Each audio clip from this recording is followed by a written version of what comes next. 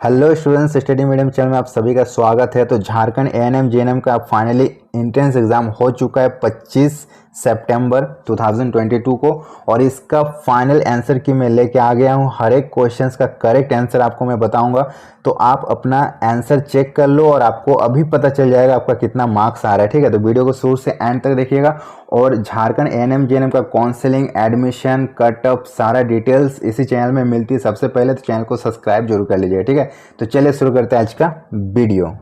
तो आज के इस वीडियो में हम लोग सॉल्व करेंगे मैथ के सारे क्वेश्चंस। ठीक है, इससे पहले फिजिक्स, केमिस्ट्री, बायोलॉजी, इंग्लिश का हमने करा दिया। जो नहीं देखे डिस्क्रिप्शन बॉक्स में प्लेलिस्ट का लिंक दिया हुआ, सभी जाके अपना ऑल सब्जेक्ट का देख के अपना स्कोर कैलकुलेट कर लीजिए। ठीक है, चलिए करते हैं मैथ का सॉल्यूशन। तो पहला क्वेश्चन पूछा गया था tan theta is equals to √3, तो sine square theta plus by 1 plus cos square theta का वैल्यू क्या हो जाएगा।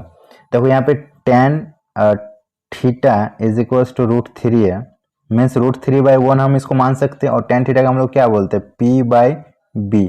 तो अगर ये p/b है कोई त्रिभुज में, अगर ये p/b है, मान लो ये √3 है, ये 1 है, तो ये h क्या हो जाएगा। तो h अगर आप पाइथागोरस लगाओगे तो ये h क्या हो जाएगा, √3 का स्क्वायर प्लस 1 का स्क्वायर।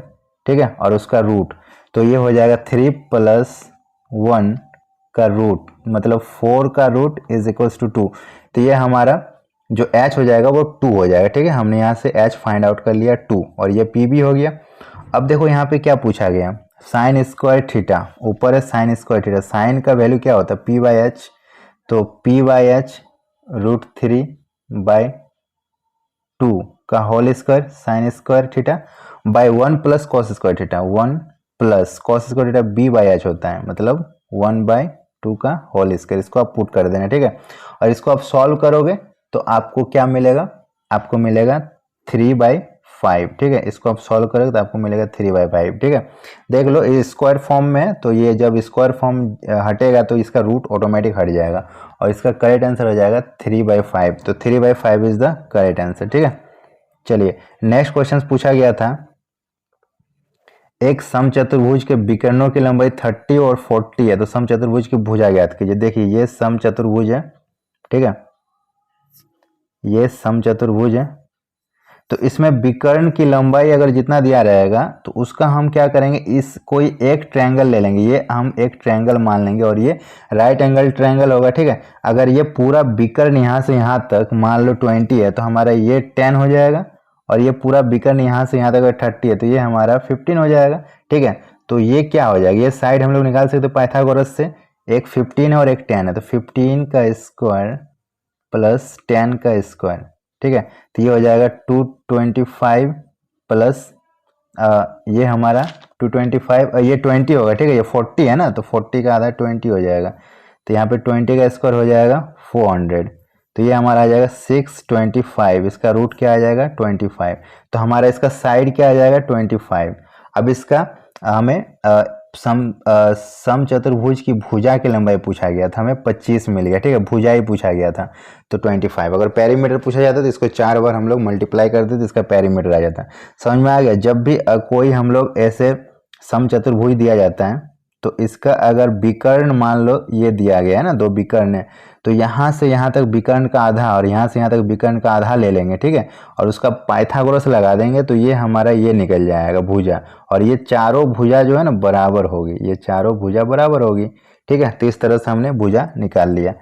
नेक्स्ट क्वेश्चन पूछा गया है, एक 4 सेंटीमीटर भुजा वाले घन को 1 सेंटीमीटर भुजा वाले घन में काटा गया। देखो पहले काटा गया है, इसका मतलब हम लोग आयतन पे काम करेंगे।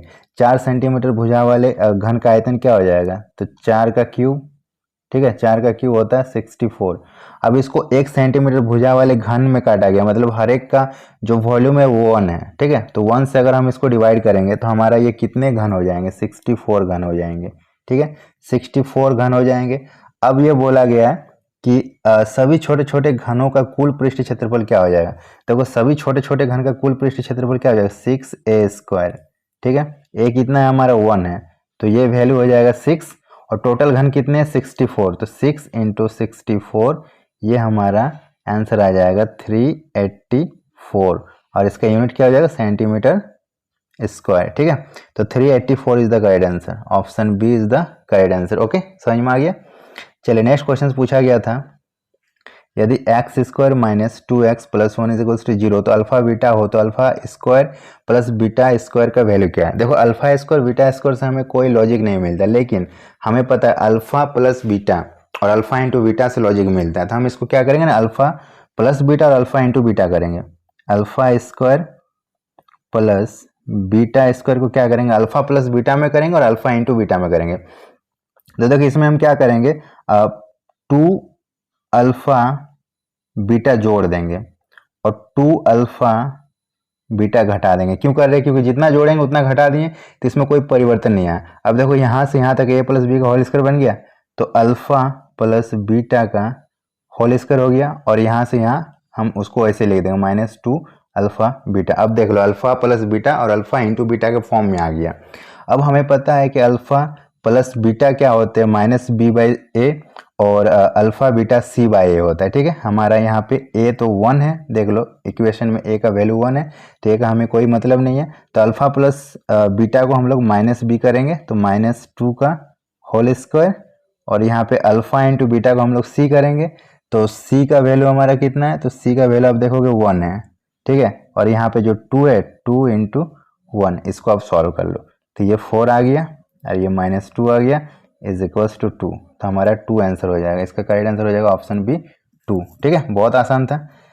चलिए नेक्स्ट क्वेश्चन पर बढ़ते हैं। नेक्स्ट क्वेश्चन से एक पासे को फेंका जाता है, ये अभाज्य संख्या प्राप्त करने की प्रक्रिया क्या होगा। देखो पासे में टोटल साइड कितने होते हैं, 6 होते हैं, ठीक है। और अभाज्य संख्या कितने होंगे, अभाज्य संख्या हो जाएंगे 2, 3, 5, ठीक है। अभाज्य संख्या वो संख्या होती है जो 1 से और स्वयं से मल्टीप्लाई होता है। तो 1 नहीं होगा, क्योंकि 1 तो सिर्फ 1 से होगा और स्वयं से दोनों सेम हो गया, तो इसलिए अभाज्य संख्या में 1 नहीं आएगा। 2, 3, 5 आएगा, ये कितने हो गए 3, नंबर कितने हो गए 3, तो 3/6। इसको आप सॉल्व करोगे तो आपको मिलेगा 1/2, ठीक है। तो 1/2 इज द करेक्ट आंसर। चलिए नेक्स्ट क्वेश्चन पूछा गया है, यदि एक त्रिभुज का कर्ण 5 सेंटीमीटर और उसका आधार 4 सेंटीमीटर, उसका परिधि ज्ञात कीजिए, ठीक है। बहुत ही आसान क्वेश्चन से, देखो इसमें त्रिभुज का परिधि ज्ञात करना है, तो कैसे करेंगे, ये मान लो कोई त्रिभुज है, ठीक है। इसका क्या बोला गया, त्रिभुज का कर्ण मतलब ये 5 है, ठीक है, और इसका आधार ये 4 है। तो इसमें हम क्या करेंगे, पाइथागोरस लगाएंगे। पाइथागोरस अगर लगाओगे तो आपको मिलेगा ये 3। मैं डायरेक्ट बता दे रहा हूँ, पाइथागोरस में क्या होता है कि h का स्क्वायर माइनस 5 का स्क्वायर माइनस 4 का स्क्वायर करोगे तो आपको 3 मिल जाएगा, ये हमें मिल गया, ठीक है। पाइथागोरस हमें मिल गया 3। अब क्या करना है, पेरीमीटर निकालना। पेरीमीटर मतलब क्या था, परिधि, तीनों भुजाओं का योग। तो 5 + 4 + 3, कितना आसान पूछा गया था, कितना हो जाएगा 12।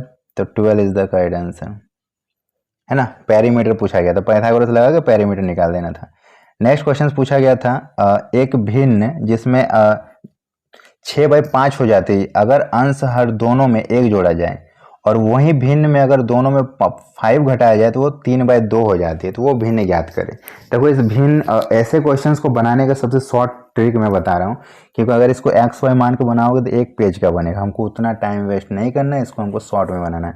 पहले देखो रिलेशन देखते हैं, 6/5 है और 3/2 है, और इसमें 5 घटाएंगे, इसमें 1 घटाएंगे, तो रिलेशन नहीं आ रहा है, क्योंकि सामने सामने है, और 5 और 1 जोड़ रहे हैं और 5 घटा है, टोटल 6 का डिफरेंस आना चाहिए। तो 6 से ऊपर वाले अंश से नीचे वाले अंश को हटा के देखो, 6 से 3 जाएगा तो 3 आ रहा है, 6 नहीं आ रहा है, और 5 से 2 जाएगा तो 3 आ रहा है, 6 नहीं आ रहा है। तो हम क्या करेंगे, इन सबको डबल कर देंगे, ठीक है, ताकि उसका जो गैप है ना बराबर आ जाए। तो देखो पहला जो है ना 6/5 है, इसको हम क्या कर देंगे, डबल कर देंगे, 12/10, ओके। और नीचे वाला क्या है 3/2 है, तो इसको क्या कर देंगे 6/4। अगर हम इसको डबल कर दे तो कोई फर्क पड़ेगा, नहीं पड़ेगा, ऊपर नीचे मैंने 2 से मल्टीप्लाई कर दिया, ओके, कोई दिक्कत नहीं है। अब ऐसा भिन्न है जिसमें ऊपर नीचे 1 जोड़ने पर वो इतना बन रहा है, तो वो भिन्न कितना होना चाहिए, इसमें 1 घटा देंगे, ये 12 है तो 11, और ये 10 है तो ये 9। अब देखो वो भिन्न हम मान लिए कि 11/9 है, तब ने इसमें हम 1 जोड़े तो ये 12 हो गया, और 9 पे 1 जोड़े तो ये 10 हो गया, ठीक है। अब देखो इधर 11 से 5 घटाएंगे तो 6 बन रहा है, बिल्कुल बन रहा है। 9 से 5 घटा तो 4 बन रहा है। यहाँ पे देखो दूसरा कंडीशन क्या बोल रहा है, 5 घटाने पर वो 6/4 बन रहा है। तो यहाँ देखो 5 घटा के बिल्कुल आ रहा है, यहाँ पे 1 जोड़ के बिल्कुल आ रहा है, तो हमारा वो भिन्न हो जाएगा 11/9।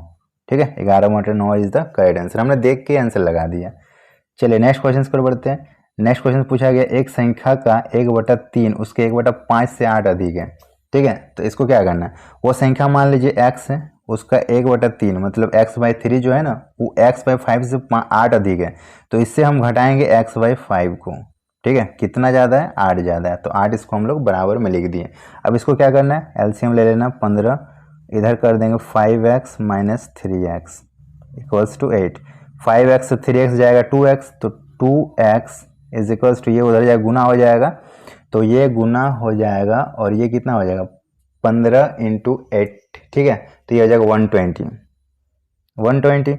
अब ये 2 से इसको डिवाइड कर दो 60, तो x is equals to 60 correct answer. Option C is the correct answer. ठीक है, नेक्स्ट क्वेश्चन पूछा गया है समीकरण 2x² + x - 6 = 0 के मूल, इसका मूल कैसे ज्ञात करते हैं, इसको फ्रैक्शन कर दो। 2x² है प्लस x है -6 इक्वल्स टू 0, इसका मूल निकालने के लिए इसको हम लोग क्या करेंगे, फ्रैक्शन करेंगे। फ्रैक्शन कैसे करेंगे, देखो 2x² plus 4x - 3x - 6 equals to 0, इतना लिख देंगे, कोई दिक्कत नहीं है। अब इसमें कॉमन ले लेते हैं, 2x कॉमन ले लेंगे तो x + 2 बचेगा, और यहाँ पे 3 कॉमन ले लेंगे तो x + 2 बचेगा। ठीक है, एक देखो x + 2 है तो x का वैल्यू -2 आ जाएगा, और दूसरा 2x - 3 है तो x का वैल्यू क्या आ जाएगा, 3/2 आ जाएगा। ठीक है, तो आंसर इज -2 और +3/2, तो इसका क्या हो जाएगा आंसर, ऑप्शन बी हो जाएगा। ठीक है, ऑप्शन बी हो जाएगा। ओके, माइनस में ध्यान देना, सी और बी में देखो सेम है लेकिन माइनस का अंतर है, बट उसी में सबका गलती हुआ है। नेक्स्ट क्वेश्चन पूछा गया है यदि एक घन का आयतन 8 सेंटीमीटर³ है तो इसका पृष्ठीय क्षेत्रफल क्या हो जाएगा। बहुत सिंपल है, अगर ये घन का क्षेत्र आयतन है 8 है, आयतन मतलब क्या होता है क्यूब, तो इसका साइड क्या हो जाएगा, इसका साइड हो जाएगा 2, क्योंकि इसका क्यूब रूट करोगे तो आपको मिल जाएगा साइड 2। ठीक है, अब इसका संपूर्ण पृष्ठीय क्षेत्रफल 6a² होता है। ठीक है, 6 × a², 2 का square 4 is equals to 24 is the correct answer. ठीक है, बहुत सिंपल है। चलिए नेक्स्ट क्वेश्चन पूछा गया था वो अनुपात जिसमें y धुरी बिंदु a का इतना और b का इतना जोड़ने पर रेखाखंड को विभाजित करती है। ठीक है, तो इसको आप देखो कैसे बनाओगे मैं आपको बता देता हूँ। इसमें आप देखना जब भी रेशियो के फॉर्मेट में लाना तब क्या करोगे, m1x2 plus m2x1 by m1 plus m2 ratio m1y2 plus m2y1 by m1 plus m2। इस फॉर्म में अगर आप बैठा दोगे तो आपका जो है ना वो रेशियो आ जाएगा। ठीक है, और ये रेशियो अगर बैठाओगे तो आपको क्या मिलेगा, m1:m2 इज इक्वल्स टू 5:1। इसका करेक्ट आंसर हो जाएगा ऑप्शन बी 5:1। ठीक है, सभी लोग मिला लो।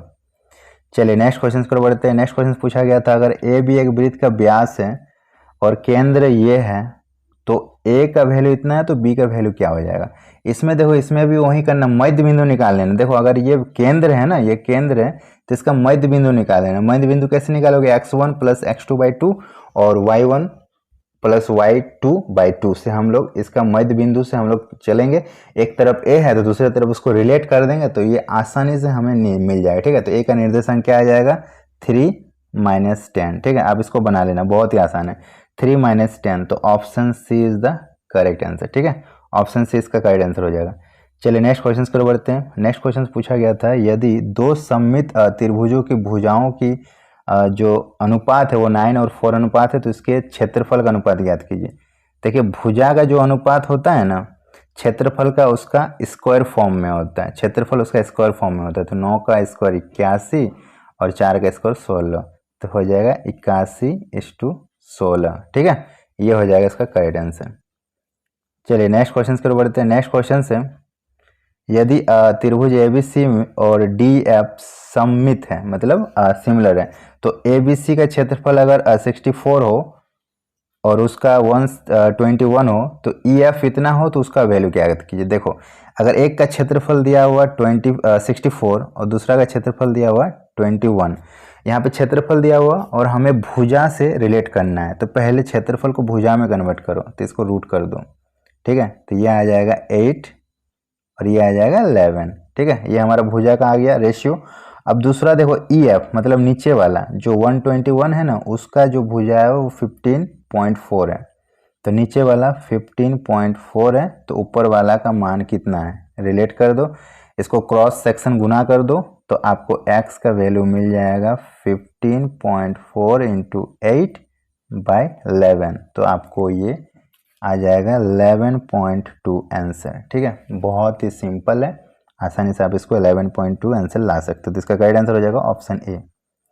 चलिए नेक्स्ट क्वेश्चन पूछा गया है, एक समांतर श्रेणी है, ये आपको दिया गया, इसका 10 पदों का योग ज्ञात करना है। देखो समांतर श्रेणी का जो योग होता है ना वो क्या होता है, n/2, फॉर्मूला देख लो, 2a प्लस n-1 का d, ये हो जाएगा उसका पूरा का पूरा ऐड, ठीक है। देखो n कितना है 10, 10/2, यहाँ पे 2a, a का वैल्यू है 2, तो यहाँ पे 2 इंटू 2 हो जाएगा 4, और यहाँ पे 10 से 1 गया तो 9, और d कितना है 5।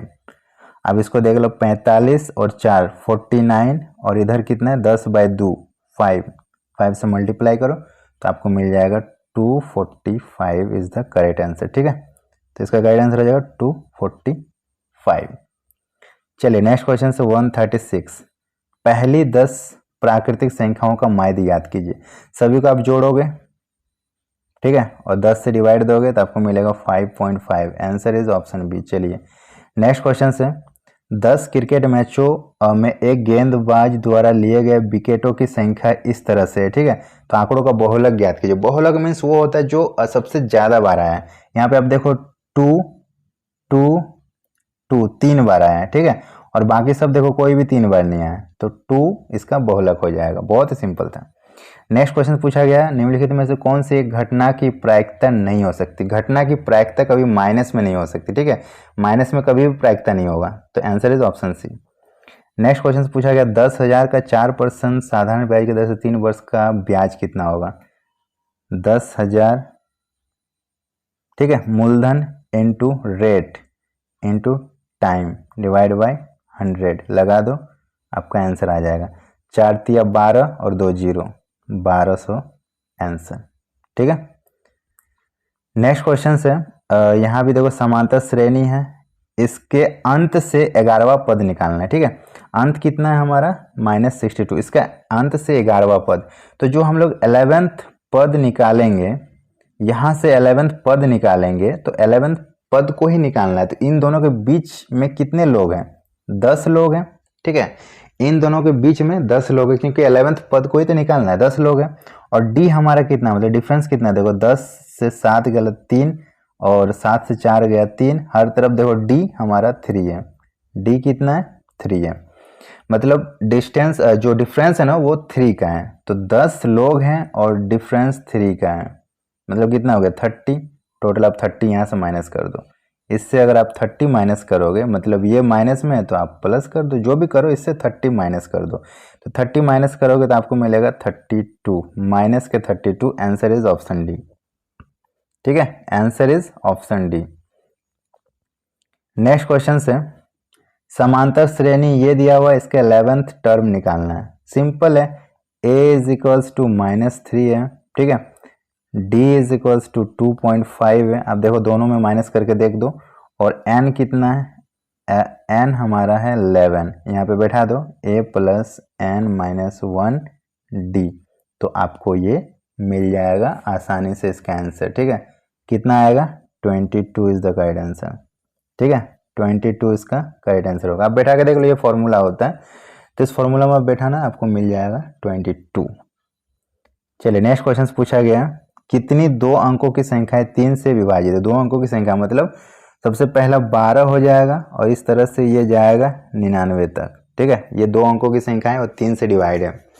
इसमें आप क्या करोगे ना, 3 कॉमन ले लो, 3 कॉमन ले लो, तो ये 4 से स्टार्ट होगा, 5 इस तरह से 11 तक जाएगा। ठीक है, 4 5 करके 11 तक जाएगा। हमने 3 यहाँ पे कॉमन ले लिया। ओके, अब देखो यहाँ पे क्या करना है, यहाँ पे हमने 3 कॉमन ले लिया। अब यहाँ पे जो हमारा यहाँ पे काउंटिंग करना है, तो अब काउंटिंग कर लो, टोटल 11th हो गया, 3 से मल्टीप्लाई कर देना और आगे जो हमारा छूट रहा है 1 2 3 छूट रहा है उसको आप माइनस कर दो। ठीक है, तो आपको एग्जैक्ट मिल जाएगा। तो कितना मिलेगा इसमें आपको 30 मिलेगा। ठीक है, 30 इज द करेक्ट आंसर।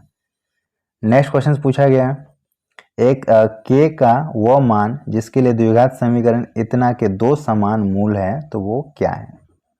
देखो इसमें हम क्या करेंगे, इसमें देखो आप इस इक्वेशन से a b c तो आपको दिखाई दे रहा है। ठीक है, और अगर मूल समान हो तो हम जानते हैं कि b square minus 4ac is equals to 0 होता है, आपको पता होगा। ठीक है, वैल्यू पुट कर दो, b के जगह हम k रखते हैं क्योंकि b का वैल्यू k है, माइनस 4, a का वैल्यू क्या है 2 है और c का वैल्यू 3 है, इसको हम लोग 0 कर देते हैं। अब देखो यहाँ पे k minus 24 is equals to 0 आ रहा है, इसको हम उधर नहीं ले जाएंगे, k स्क्वायर है और 24 इज इक्वल्स टू 0 आ रहा है। अब देखो यहाँ पे आप k इज इक्वल्स टू 24 कर दो। ठीक है, और ये स्क्वायर जब हटाओगे तो यहाँ पर आ जाएगा रूट। ठीक है, तो इसका आप रूट कर दो, इसका अगर आप रूट करोगे तो आपको मिलेगा प्लस माइनस 2 रूट 6। ठीक है, 24 का अगर रूट करोगे तो प्लस माइनस 2 रूट 6, तो ऑप्शन बी हो जाएगा इसका करेक्ट आंसर। चलिए नेक्स्ट क्वेश्चन पूछा गया है, यदि म सब प जिसको HCF बोला जाता है इतना का 9 है तो इसका एलसीएम पूछा गया है। तो इसका एलसीएम लेना कौन सी बड़ी बात है, 6 5 7 है ना। चलिए 6 5 7 है, इसका एलसीएम आप आसानी से ले सकते हो। एलसीएम पहले 3 से ले लो। ठीक है, 2 टाइम 3 से लेना, उसके बाद जो बचेगा सबको मल्टीप्लाई कर देना। ठीक है, तो मल्टीप्लाई करने के बाद आपको मिलेगा 2 2 3 3 8। आप इसको एलसीएम करके देख लेना, पहले 3 से लेना, एक बार और 3 से लेना और उसके बाद और नहीं जाएगा, सारा मल्टीप्लाई कर देना। इसका करेक्ट आंसर हो जाएगा ऑप्शन ए। ठीक है, एलसीएम ही पूछा गया था नीचे 2 नंबर का। नेक्स्ट क्वेश्चन पूछा गया, 2 संख्याओं का योग अगर 64 है और अंतर अगर 12 है तो वो संख्या ज्ञात कीजिए। x plus Y is equals to 64 है और x minus Y is equals to 12 है, तो इसको डायरेक्ट जोड़ दो, कैंसिल आउट कर दो। 2x इज इक्वल्स टू क्या हो जाएगा 8 7। ठीक है, तो x का वैल्यू क्या हो जाएगा, तो आप बोलोगे 38। ठीक है, 38 आपको सिर्फ एक ही में दिख रहा है तो ऑप्शन सी लगा दो, और नहीं तो उसको वैल्यू को एक समीकरण में रख के देखो तो y का भी वैल्यू आ जाएगा 26। अगर आपको नहीं आ रहा है तो आप करके देख लो। ठीक है, x का वैल्यू कोई भी इक्वेशन में रखो तो y का भी वैल्यू आ जाएगा और आप इस तरह से लगा देना। ठीक है, नेक्स्ट क्वेश्चन बोला गया था sine A is equals to इतना तो कॉस ए का बराबर क्या हो जाएगा। देखो यहाँ भी हम लोग वही त्रिभुज वाला खेला लगाएंगे। साइन ए मतलब क्या होता है पी बाई एच, पी ये हो गया एच ये हो गया। ट्रिपलेट लगाओ या फिर पाइथागोरस लगाओ, आपको ये 12 मिलेगा। ठीक है, आप लगा लो, पाइथागोरस लगा लो सबसे अच्छा है, ट्रिपलेट से देख के पता चल गया 12 है। कॉस ए क्या होता है बी बाई एच, तो बी हमारा 12 है, एच हमारा 13 है, तो आंसर हो जाएगा 12/13। Option B is the correct answer. Next question से, यदि tan a बराबर इतना, तो इसमें भी हम वही लगाएंगे, त्रिभुज है हमारा।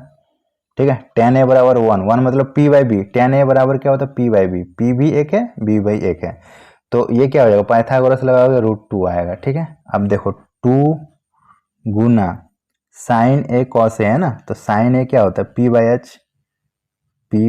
H Guna cos A b by H. √2 जब गुना होगा तो 2 आएगा, ये 2 से कैंसिल आउट हो जाएगा, 1 इंटू 1 इक्वल टू 1, तो आंसर इज ऑप्शन सी 1। चलिए नेक्स्ट क्वेश्चन से, साइन 2a बराबर 2 साइन ए सत्य होगा जब a का वैल्यू क्या होगा।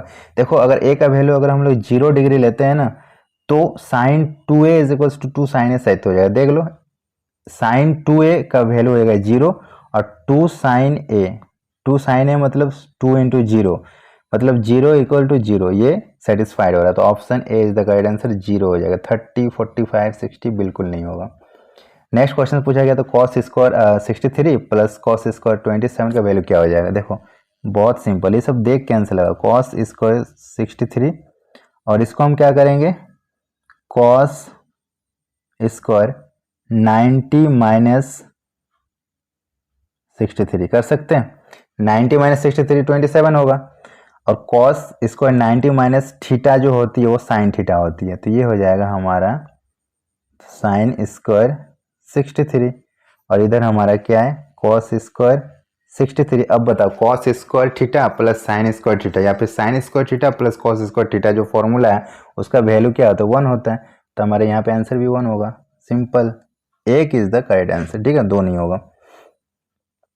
नेक्स्ट क्वेश्चन पूछा गया है के का मान क्या होगा यदि बिंदु इतना इतना और इतना सरेखीय है। सरेखीय मीन्स आपको पता चल गया कि सरेखीय में क्या करना पड़ेगा, आराम से आप इसको के का मान फाइंड आउट कर सकते हो, ठीक है। देखो सरेखीय में क्या करना पड़ता है मैं आपको बता दूं। इसमें आप एक फॉर्मूला याद रखना 1/2, ठीक है, x1 y2 minus y3 plus x2 y3 minus y1, ठीक है, plus x3 y1 minus y2। इस फॉर्मूला से आप जब बैठाओगे तो आपका k रिप्लेस हो जाएगा और आपको आंसर मिल जाएगा +4, ठीक है। तो इसका करेक्ट आंसर हो जाएगा ऑप्शन बी +4, ठीक है। तो यहाँ पे हमने पूरा मैथ को सॉल्व कर दिया। अगर आप लोगों को कोई भी डाउट होगा इसके अलावा तो आप लोग कमेंट करके पूछना, हम आपको और अच्छे से एक्सप्लेन कर देंगे, ठीक है। लेकिन हमने पूरा का पूरा आंसर बता दिया, आप एनालाइज कर लिए होंगे, आपका स्कोर कितना आया होगा। जो अदर सब्जेक्ट नहीं देखे फिजिक्स केमिस्ट्री बायोलॉजी इंग्लिश, उसका भी लिंक डिस्क्रिप्शन बॉक्स में प्लेलिस्ट का मैंने दे रखा है, उसमें जाकर देख लो। और इस एग्जाम का बहुत जल्द काउंसलिंग होने वाला है, रिजल्ट आने वाला है, ठीक है। कैसे काउंसलिंग करना है, डॉक्यूमेंट वेरिफिकेशन क्या क्या कैसे करना है, एडमिशन कैसे करना है, ठीक है, चॉइस फिलिंग, सब कुछ आपको इस चैनल में सबसे पहले प्रोवाइड किए जाते हैं। तो चैनल को सब्सक्राइब कर लीजिएगा और वीडियो पसंद है तो सभी के साथ शेयर कर दीजिएगा और लाइक जरूर कीजिएगा। मिलते हैं नेक्स्ट वीडियो में, तब तक के लिए बाय बाय।